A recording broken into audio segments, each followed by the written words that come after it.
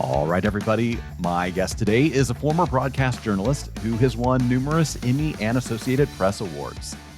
After leaving the news industry, he founded T60 Productions, an agency that creates memorable corporate videos for companies around the country.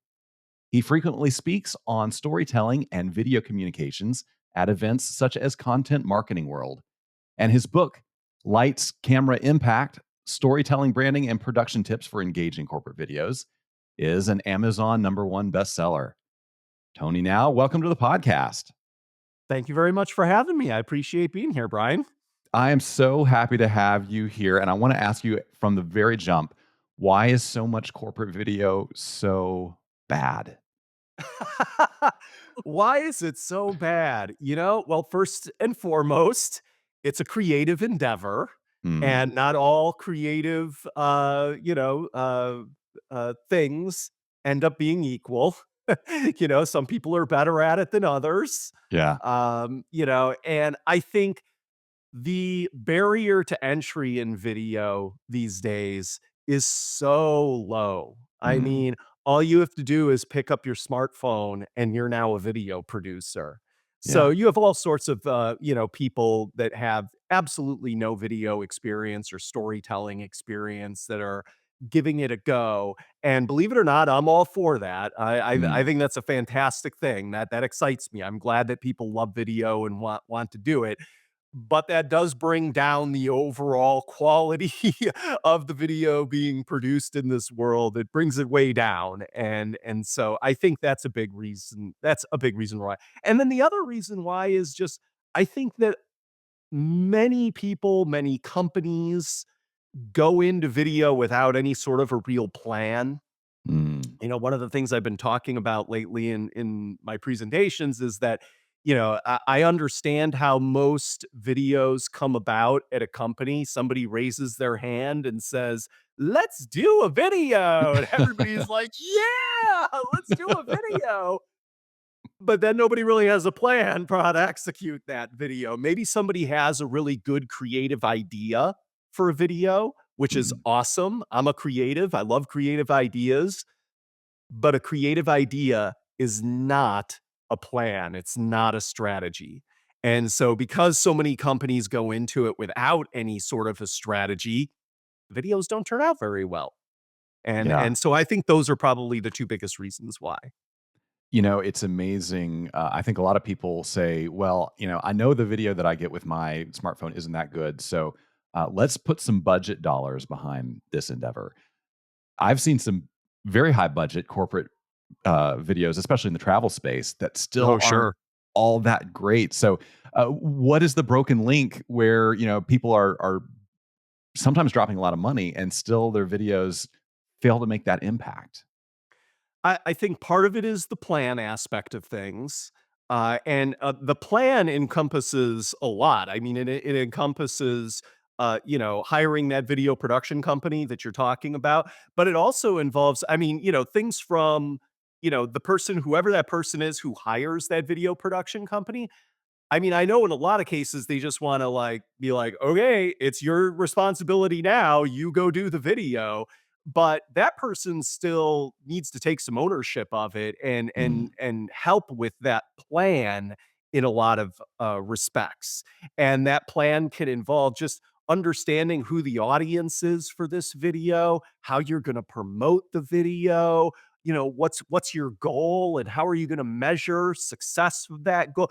All things like that. And, a lot of times they just, it's like, okay, well, we're going to do a video. And the video itself becomes the plan. The video itself becomes the strategy. They think once they've got that video file, then it's like job done. But that's not job done. That's just a piece of the puzzle that needs to be completed. And it's the most important piece of the puzzle. You, Mhm. you want a good quality video, but if you don't take care of everything else, then that video is not going to be successful. If you don't have a strategy surrounding that video, so I think that's a big part of it. The other part of it is just because a video production company can put together a video that looks good and sounds good from a technical standpoint doesn't necessarily mean that they have a real mastery of storytelling. Now, Mm, many do. There are many video production companies that are fantastic at that, and they tell amazing stories.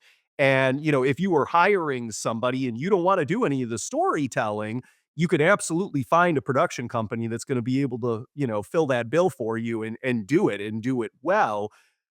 But you better hire one of those companies because not mm, every video production company is built that way. Some video production companies are very much, "Hey, we will execute your vision, your yeah. plan."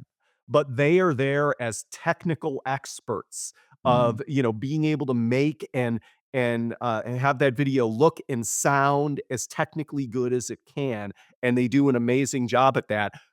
But that doesn't necessarily mean you're gonna end up with a great video.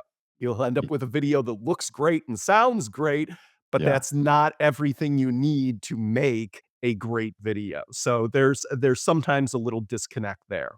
Yeah, absolutely. I wanna talk about, both ends of the spectrum, the DIY, video shot and the working with an agency shot. Before we get there, Yeah. though, I would love for you to sort of set the stage of how you have seen video communications evolve from your days when you're a full-time broadcast journalist Mhm. to what we're looking at in 2024. What has happened from your point of view? How has your career tracked that, and where are we today? I mean, it's night and day, from when I started. I mean, when I decided to leave TV news reporting behind and start my own video production company, it was sort of me having an aha moment where I really wasn't happy with the stories I was getting to tell Mm, as a TV news reporter. Like I really love telling people stories and sort of what I would describe as the good news of the day. And mm, the bigger the markets you go to, the less of those kind of stories you really get to do, and it's more hard news.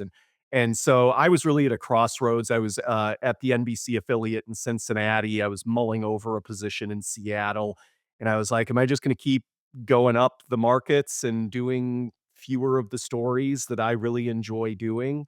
mm, And so, as a TV news reporter at that time, this is really dating myself. This is going back to the early 2000s. You'd show up to a company to do a story of some sort, and they would hand you a video cassette of their company video. yeah. And I don't know if they expected us to, like, use that or something on the air, but, I would always take it, "Oh, thank you very much." Take it back to the station, pop it in, and take a look at it, and we'd all have a good chuckle because you think corporate videos are bad now. It was really awful. Right. And, but, sort of the light bulb went on, and I was like, "Somebody got paid to make that corporate video." Like, Mhm. I'll bet if you were actually really good at producing corporate videos, you could probably earn a pretty good living, and so that was sort of my impetus for why, I decided to make the change, and so I moved home to my hometown of Chicago and started my own video production company. At that time, again, this is probably like 2003, something like that, Mhm. we were still very much on dial-up modems and everything. I Wow. mean, like, high-speed internet was really just kind of starting. Mm, And I sorta looked at the landscape and I was like, "Well, the internet speeds are only gonna get faster. We're probably gonna be watching more and more video content online." Don't get me wrong, I did not predict, like, Netflix or, anything like that. But I yeah. did think, I was like, companies are no longer gonna be handing out video cassettes. They're gonna be putting their videos on their website, and people will Mm, be able to watch them over the internet. Like, so that I that's the direction that I saw things going in.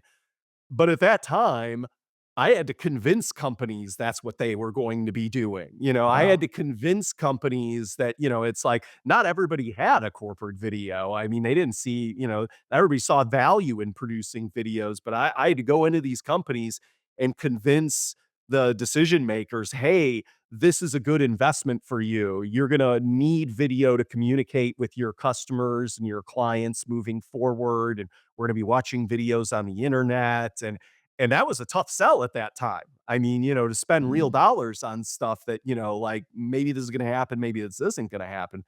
Now, I don't have to do that. I don't have to sell anybody on the notion of producing videos. I mean, I think virtually every company out there, you know, if they didn't have to consider budget or anything, you just said, "Hey, would you like a company video?" I think everybody would say, "Yes, we would love to have a company video." So I don't have to make that sell anymore. Now, all I really have to do is convince people that, like T60 Productions is the video production company for you, you know? Yeah. And here's why, and present them with, the value that we bring. So that's really been the biggest difference from a video person's perspective. From a customer or, for somebody who needs to produce a video, I mean, it's also night and day because back then, in the early 2000s, if you wanted to buy a decent video camera, you're gonna put down 10 grand. You're gonna Gee. put down 15, 20 grand. If you wanted to buy your own camera and, like, produce your own videos, now again, it's pick up your phone. This phone, the phone that you have in your pocket is 10 times the video cameras that we were using in 2003. The technology has gotten so much better and so much more accessible so that, if you don't have any sort of a budget at all, but you have a little bit of know-how and you're willing to learn, you can produce your own videos at very little or no cost. Yeah. So, I mean, it's just night and day from where we were, 20 years ago. Yeah. So let's talk about that person with no budget, but a great Yeah. phone in their pocket. Our listeners are tour operators, they're travel planners, they're travel agents. A lot of the video that they are shooting is on location. They're going Mhm. out on a trip and they want to capture video to be able to show their potential clients. Here's what you're going to experience if you come on the trip, or to feed their social channels, that sort of thing. Um, what are some best practices for those people in terms of number one, capturing that footage and making it as good as it can look on the fly, and then figuring out what to do with it once they are back home. Well, let's start with the first thing, and that's capturing it. I've already mentioned the camera that you have in your pocket is a fantastic video camera. It really is. And so, learning how to use that video camera is something that every single one of us can do. Now, Mm, some of us will be able to do it better than others. Some of us have a better eye for things than others. But from just a pure technical standpoint, that camera you have in your pocket is fantastic. If you go out and buy any other camera above and beyond that, I mean, that's amazing. That's even better. But if all you have is that phone in your pocket, you've got a great video camera to use. Now, the audio stinks. mm, The only way the audio is any good on that camera is if you are in an enclosed room and it's quiet, there isn't an echo, then it's okay, you yeah. know? But the situations that you're talking about, you're out in the field somewhere, you're leading a tour group, you're in a travel environment, the sound on those cameras stinks. You can buy even just a $15, $20 microphone that you can attach to your cell phone that will improve the audio quality of it, Mm, you know, easily double the quality of the audio. But the more you spend on a microphone, typically, the better sound you get back. So there is a correlation there. But even a $20 microphone that you plug into your smartphone is better than the audio that's in there. So why is that important? If you are creating an amateur video, the number one way to distinguish an amateur video from a professional video isn't the video itself at all. It's the audio. It's mm, the audio quality.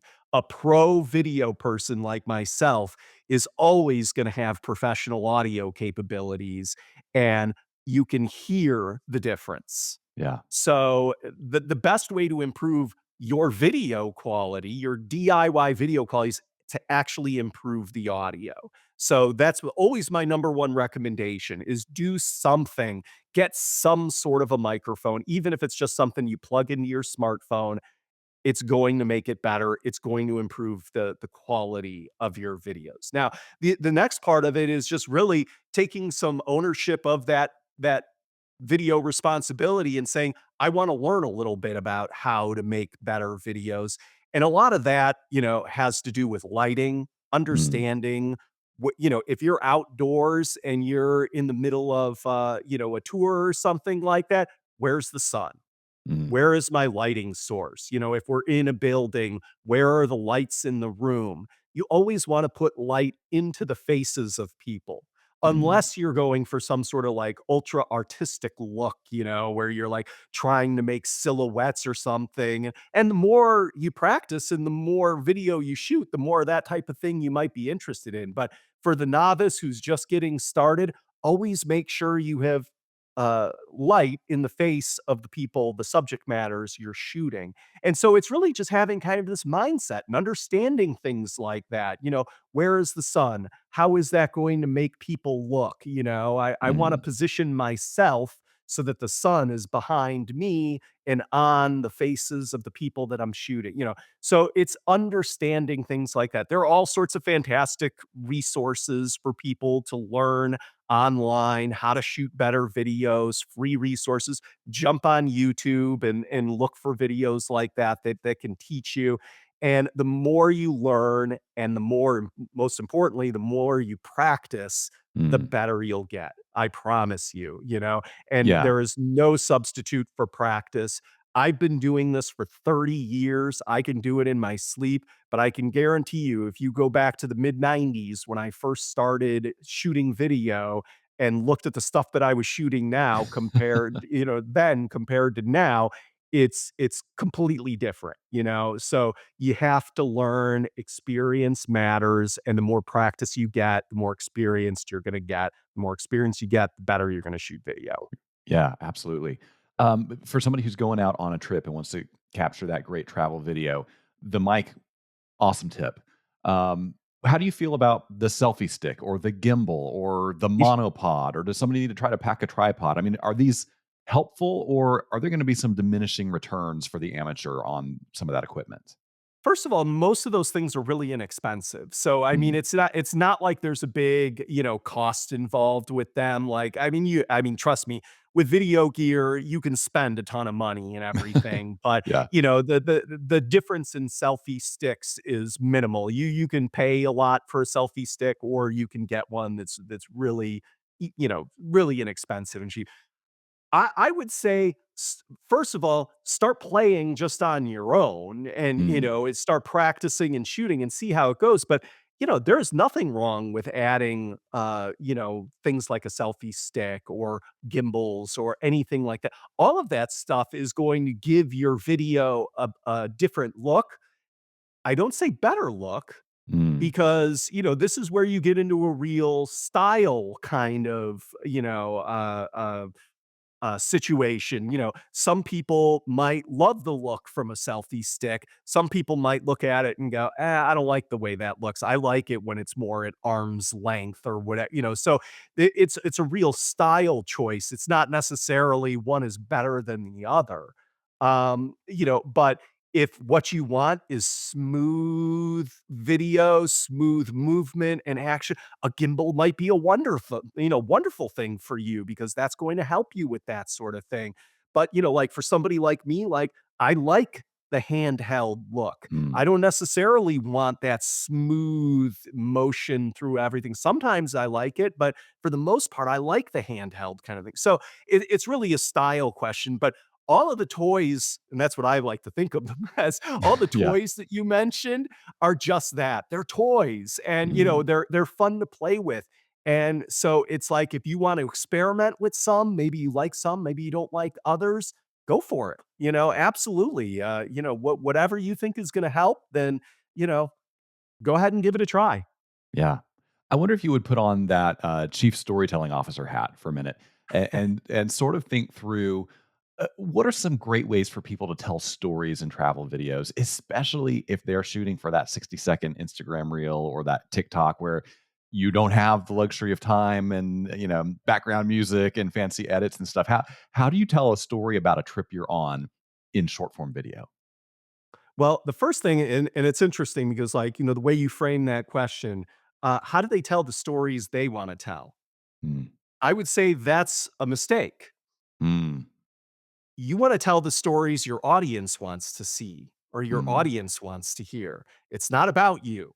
you know? So that's the first thing you need to do is really think deeply about who is my audience? Mm, What is the story they want to hear? What's a story that's going to be compelling to them? mm, What are they going to be interested in? Because I can tell you, sometimes those things are mutually exclusive. What you are really excited about compared to what your audience is really excited about are frequently two different things. yeah. And so it's like a lot of creatives will bang their heads up against the wall. Why aren't people watching my videos? Why aren't they doing, why aren't they, watching this video or that video? Well, it's because they're not interested because you're producing videos for yourself. Mm, And that's not who you're really producing videos for. So, first and foremost, really think about your audience, who they are, what they like, what's going to be interesting to them. Now, let's go out and tell stories that are going to appeal to them. So yeah. that's the first thing. Then in terms of finding them, it's like really just opening your eyes, opening your ears, keeping them in mind as you're looking for stories, and now all of a sudden things will start to develop. If you're out and you're trying to tell some sort of travel story, even if it's just 60 seconds long, it's like now we're coming at it from a different mindset, and it's much easier to select the story and tell the story because you need to be thinking about that audience through the entire process while you shoot it, while you're thinking about the story that you're going to tell, while you're editing it. The whole thing is all focused on your audience.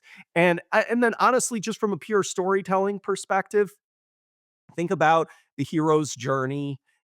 Mm, There's, it might you might be the hero of the video in some way because you're telling the story and you're sharing this amazing thing with your audience. But think about the hero's journey is always introducing the character, having some sort of conflict, and then solving the conflict. mm, And in a travel video, that might be something as simple as introducing yourself and who you are. And I'm at whatever location that I'm at. And a lot of people miss this one thing when they come here. mm, They're missing out on this one thing, but I'm going to tell you about it so you're not going to miss it. mm, Conflict, resolution, yeah. thinking about it in terms like that for your storytelling and especially with travel videos, like that's a really effective way of going about it. And when you're just getting started in your storytelling, that's a really great way to go about it. The other storytelling technique that I love is just using surprises. Mm, Being able to, you've got something in your back pocket that your audience is really going to be amazed by. It could be a visual, it could be an interview, it could be a great shot of something or a piece of information, nugget, whatever it might be. You've got that in your back pocket and build up to it, build up to it, build up to it, reveal that surprise. So the audience thinks they know where you're going, and then all of a sudden you give them that surprise, and all of a sudden it mm. reinvigorates their interest. So those are my two favorite storytelling techniques. I love that. But how do you feel about the storyteller being on camera versus behind the camera? Is that simply a style choice? It's whatever I would say, whatever you are comfortable with as the creator, go with that. Mm, I will always tell you that I think seeing the person on camera is important in some mm, way or another, seeing who the storyteller is, because so much of what video is, this is my mantra that I will say in every sort of thing that I do. Video isn't about facts and figures.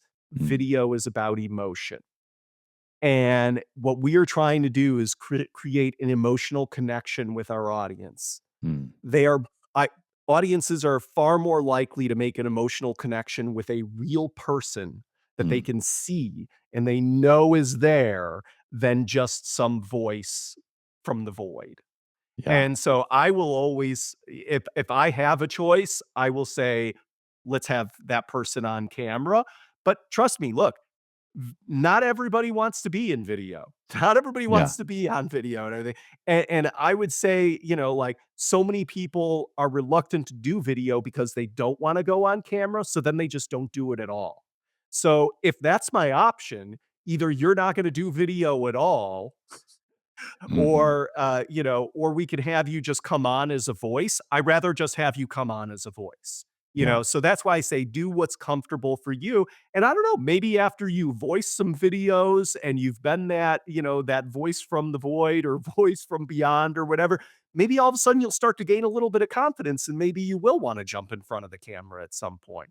But I rather have you just be a voice than not do video at all. Yeah. I love that. Another maybe preference question, but it may not be preference. There may be more to it. I feel like guys like you and me who came up in the 90s were a little bit old school. We really like that landscape orientation video. It sort of feels like the millennials have won the debate, though, and everybody is shooting vertical. So, what is the best way to go about shooting? If you know you've got to do some vertical video for those vertical formats, you may also want something for YouTube, Instagram, or your website. Do you need to do it twice? Once with your phone straight up and once with your phone to the side, or what should you do? I love how you said that. The millennials and Gen Z have won the debate. Have they won the debate? Let's talk about that just for a second. Okay, sure. I think they all go home and they watch Netflix every night or Max or Paramount Plus Yeah. or, uh, trust me, they're watching a lot of horizontal video. Okay. But I do agree with you. Look, if you would have talked to me 10 years ago, I would have hard and fast said you should be shooting, horizontal videos. Video is horizontal. Mhm. That is not the case anymore.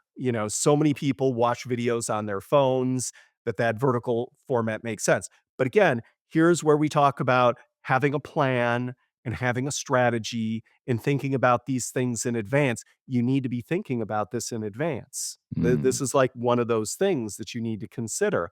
And it comes back to who's your audience? Where are they watching my videos? That's the format that you need to give it to them in. Mm. So if and what type of video is it that we're producing? If you're producing something that's meant for TikTok or as a reel or or a short or whatever it might be, then you're probably going to want vertical video. Yeah. So make sure to shoot it that way. But on the other hand, if you are producing a video for your company's website that people are going to come to, they're coming to your the website and they want to see more about you and what you offer or whatever, that one should be horizontal because they're probably going to be looking at that on their computer and their Mm. computer is horizontal. Right. So it's really thinking about these things in advance and really having a plan for it. Now, there are plenty of situations where you can shoot horizontal and edit it vertically later. Yeah. As professionals, that's what we do.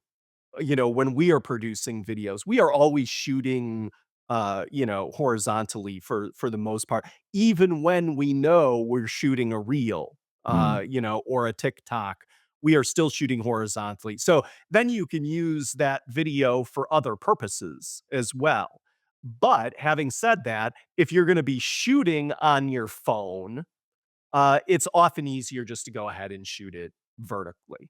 Yeah. But the most important thing to keep in mind with all of this is, again, having a plan, having a strategy before you begin the video project and talking about these things so that, you don't show up for the shoot and it's like, oh, wait, what should we do? Should we shoot this, vertically or horizontally? How do we, like all that should have been decided already. You don't want to show Yeah. up to shoot your video still thinking about that. Yeah, absolutely. I love what you mentioned about, maybe you want to do a video for your website. People are going to watch that on their computer. That is very insightful. Let's talk about that about us video that people are going to Sure. want to put on their website. A tour company, a travel agency, or a destination. There's a whole range of size of organizations that are going to do that. You sit down to plan that video. Maybe you're going to use some stuff you've shot. Maybe you have some budget to bring some other people in. How do you avoid the trap of making the terrible generic corporate video that you have lampooned on some Yes. of your social channels. How do you, because we've all seen 1,000 of those. They're all the same. How do you avoid that and create that about us or that corporate video that actually makes an impact? Yeah. First and foremost, I mean, it's like a lot of the videos will end up looking similar to one another. Especially when it comes to travel related stuff, because Yeah. every video is going to include absolutely beautiful video of a beach Right. or the Roman Colosseum Yeah. or, the Grand Canyon, fill in whatever it is. Like, every video is going to include great travel location video, stuff like that. But the big thing is really figuring out how to tell a story that is going to appeal to your audience, And every company has a unique story. And Mm. so it's really about figuring out what is our story? How is that relevant to our audience? And how can we help, how can we tell that story in a way that's going to help them understand that and help us set apart ourselves apart from everybody else? So it's really figuring out, it's really if now you might be perfectly capable of doing that, or you might need some outside help in Yeah. telling your own story. I mean, I know like we have lots of customers who they are fantastic storytellers. We deal with like a lot of really terrific marketing agencies and all sort, and they are fantastic storytellers and we can just execute their plan for the story. But then we also have lots of other customers that are like, you know what? We're a little too in the weeds on this. Mm. We need sort of a third party to take a look at us, and you still have control over that story. I mean, like when we tell somebody else's story for them, we're showing it to them in advance. Sure. They get to go through and see the points that we've put in and the story that we're telling before we ever start editing the video. So, you still have a measure of control over it and everything. But, sometimes that can be a real help for people, because it's like, like I said, you get a little too in the weeds on it. And, it's easier for us to come in or another company and say, "Okay, well, here's your audience. Here's what they're really interested in. Here's you and how you fill that need, and then we can tell that story." And it can be a revelation for a lot of companies. Like, it Mm. can be a real eye-opening experience for them. So I think it really does come down to storytelling because, especially in the travel industry, the video itself, some of the things that you're gonna find, I mean, there's just no way around it. Yeah. But then I would also say, look for ways to distinguish yourself. I mean, like if you are in the tour space or whatever, look at your competitors' videos. Mm. What are they doing? How can we do something differently? Just think, it's like, well, Mm. we don't wanna do what they're doing. Yeah. What's something better? And let's try to come up with a better idea of what they're doing. And I'll give you a good example, like, something that I think every tour company should be doing is you should be doing profiles on your tour leaders. Mm. The people who are gonna be out there with that customer or client, Yeah. taking them on their tours. You should do profiles on those people. We wanna get to know them before we ever get on the vacation, from a customer's perspective. That's a great way to set yourself apart. I mean, I haven't done a lot of research on, travel companies, but I'm guessing that there aren't a lot of profile videos out there. So, like, that's, like, a great example of, like, thinking about, like, okay, we don't wanna look exactly like our competition. What aren't they doing Yeah. that we can do? And then let's go out and do that. That's a great way to set yourself apart. Yeah, I love that. So we've been talking about, the about us video. It occurs Yes. to me that maybe there are other places in the sales funnel that video can be deployed strategically. That's not just a part of your website that only some people are going to go to. Do you have any tips? Because ultimately, we want to sell trips, we want to sell product, we want our videos to support that. Any tips on strategically or technically positioning videos in your sales flow, in your marketing, your drip campaign, whatever it may be, that Yep. actually move people down the funnel and get them closer to clicking that buy now button? Well, and that's exactly it, Brian. First of all, you're totally on the right track. I think that probably the biggest mistake that many companies are making today, and this isn't just in travel, it's everywhere, is that the short form videos, the reels, the TikToks, all of those things, have become so popular and so prevalent that that's now what we kind of think of as being marketing videos. Yeah. And they are, but that's just one type of marketing video, and Mm, those are top of the funnel. Those are we are trying to make make people aware of us. mm, That is those videos are for the very top of the funnel. Those videos aren't gonna convince, anybody for the most part to booking a tour. yeah. Not a single 15-second reel. Mm, You know, but now as you start thinking about that sales funnel or the marketing funnel, you start thinking about what are other videos that we can continue to layer throughout that entire customer journey. It's not about giving them a single video, it's about giving them videos consistently through that entire journey. So you start with the reels. I'm not saying don't do them. You should be doing them, but that's just the top of the funnel. Now we get to the middle of the funnel. They're aware of us. Now they're considering us. They want to know more about us. So maybe that's where you go with the about us video. It mm, goes in the middle of your funnel somewhere. Maybe you have videos that talk about your products or services that you're offering to people. Those are great middle of the funnel videos that you can be using. And then you get to the bottom of the funnel and you're trying to convert them into a customer. I don't know if there's anything better than a good testimonial video. mm, Somebody who has used your products or services, and now all of a sudden they give you a testimonial video telling everybody about how much the problem that they had, the problem that you ended up solving for them, and how much they love you for it. That is a great conversion video type of video. So it's again, it's all about having a plan and having strategy and thinking about that customer journey. How are they going to now your own individual marketing or sales funnel or flywheel or whatever the model is that you use, you might have all sorts of different stages. I just gave you three basic ones, yeah. but really think about it and think about the content that you're already creating for those various stages. How can we simply incorporate a video into the content we're already putting out there? So, maybe you talk about reels and TikToks, maybe you're writing a blog. A Mhm, blog is very much a top of the funnel kind of thing. So, can we incorporate TikTok videos into our blog pieces in mm, some way? yeah. Either, on the exact same subject matter or a related subject matter that makes sense, you get into the middle of the funnel and you're creating content that is more straight up kind of sales content and everything. Maybe you're doing a social media ad of some sort, and instead of just giving people a static picture, let's give them a video as well. We've Mm, already created that ad, but let's add a video component to the yeah. advertisement. So it's like thinking about it in terms like that. And then, whatever that content is that you're currently using to try and convince somebody, maybe it's a sales call, maybe it's a sales email of some sort, that's the process that you're in. And you have that salesperson in their email give a link to a testimonial video. So it's like, how can we, not only have content that is fitting into each stage that we're going through, but figuring out ways to deliver it to people as well. Because they're not just going to find it on their own.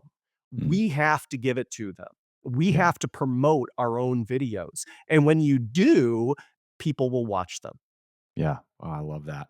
Now, I'm trying to put myself in the shoes of a solopreneur, maybe a small business owner in travel, and I'm thinking, okay, those top of funnel videos, me and my staff can probably do ourselves when we're out on the road. Yes. That makes sense. As you go through these other things, it starts to feel like a little bit of a heavier lift, maybe a little beyond our core competency. So, at what point do I need to start calling people like Tony and saying, Right. "Hey, I probably need some help with this video strategy." What does that conversation look like, and roughly what kind of budget world am I going to be in to do that well? Sure. I mean, the thing is that your budget is your budget, Mhm. and so it's like, I, I am very much of the mindset, like you said, well, we could handle these top of the funnels, but maybe we can't handle the middle of the funnels and everything. Um, If you wanna give a shot give yourselves a shot at DIYing those middle of the funnel and bottom of the funnel kinda videos, if you don't have a budget, then I say go ahead, take a Mm, shot at it. You know, give yourself some grace. They're yeah. not gonna be as good as a professional does.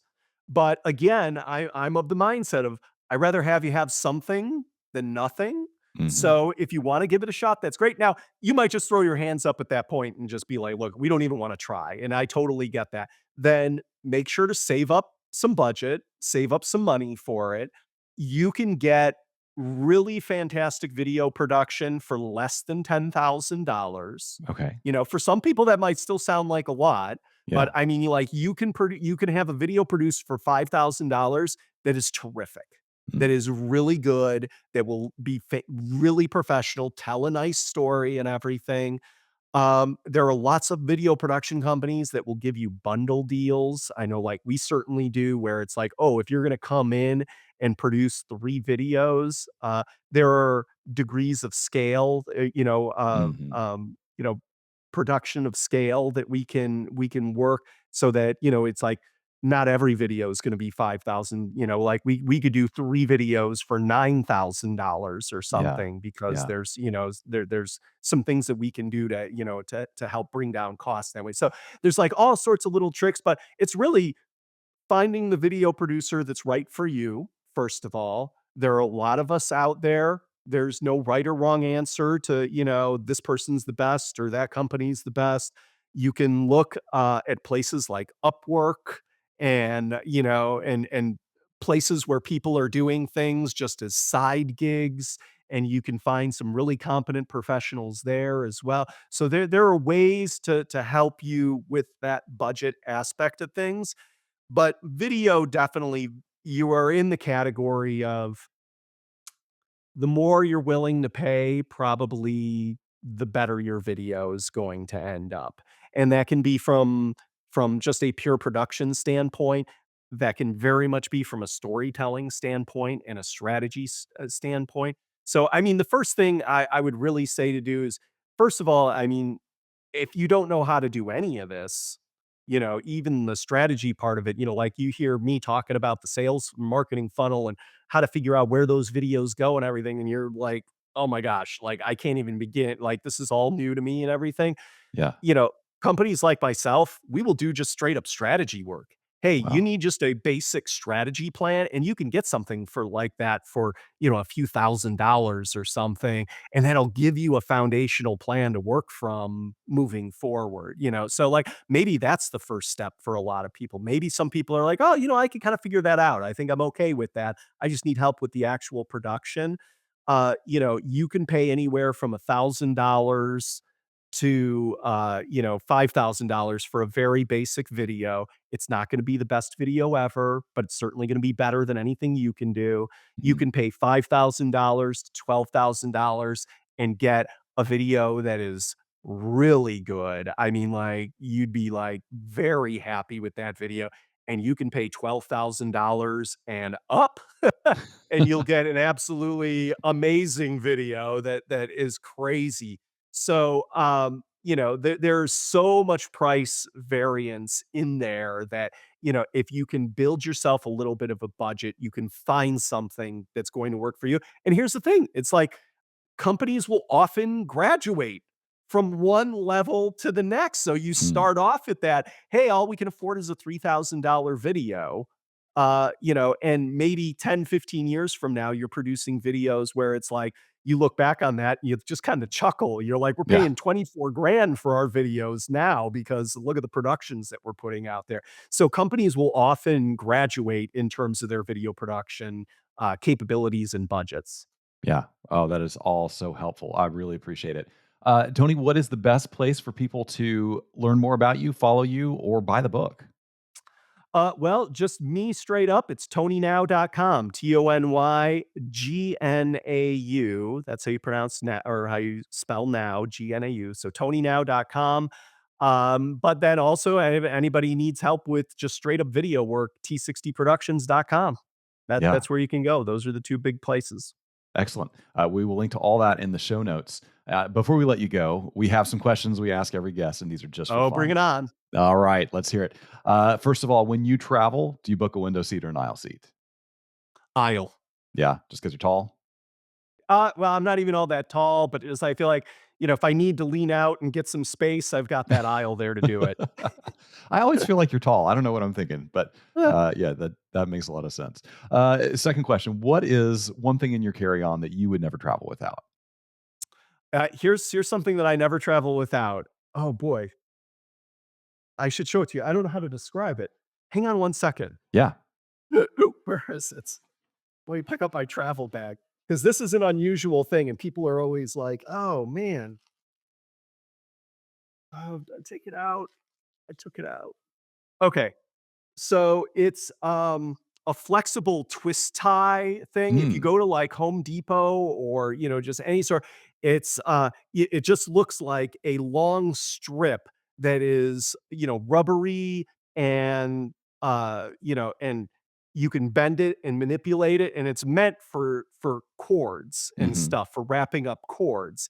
I bring that and I use that to hold my cell phone in front of me. You can hook it onto the tray table, close the tray Ah, table, and stick your phone on there, and that's now your phone stand for, like, watching movies or whatever.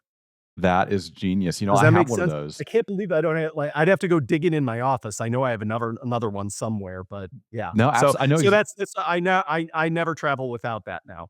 Yeah, that's incredible. I have one in my backpack right now. I always take Oh, it with okay. me as well, but I've never thought of hooking it, from the tray table latch Yeah, you just to hold fold it a my couple of phone. different ways and boom. Genius. I love that. All right, if you if you had a free airline pass and a week with nothing else to do, where would you head next? Boy, where would I head next? Um I'd probably go to Barcelona, I Mm, guess. I've never been yeah. to Spain. Um, I one of the Hawaiian Islands I haven't been to.